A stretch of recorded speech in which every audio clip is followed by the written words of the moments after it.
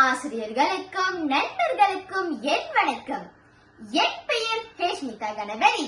நான் தேசிய வகை தேசச்சமர்லாங் தமிழ் பள்ளியில் பயில்கிறேன். இன்று நான் பேச போகும் தலைப்பு சமூக ஊடகங்கள் நன்மையா தீமையா? இன்றைய உலகில் சமூக ஊடகங்கள் நம் வாழ்வில் ஒரு பகுதியாகிவிட்டன.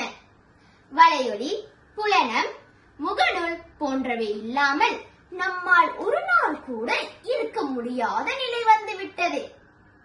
முதலில் அதன் நன்மைகளை பார்ப்போம்.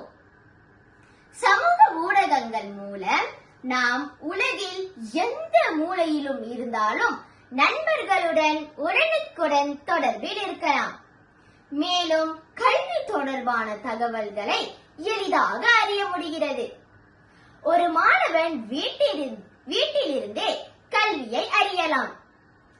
அதேபோல் வேலை வாய்ப்புகளும் சமூக ஊடகங்கள் உருவாக்குகின்றன. ஆனால் இதில் தீமைகளும் உள்ளன.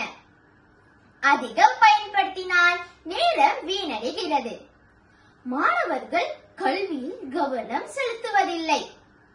மேலும் தவறான தகவல்கள் விரைவாக பரவுகின்றன. சில நேரங்களில் இது மன அழுத்தத்தையும் ஏற்படுத்துகின்றது. அதனால் சமூக ஊடகங்கள் நன்மையா அல்லது தீமையா என்பது நம்முடைய பயன்படுத்தும் முறையில் தான் உள்ளது. நாம் சமூக ஊடகங்களை சரியாக பயன்படுத்தினால் அது நமக்கு உதவியாக இருக்கும்.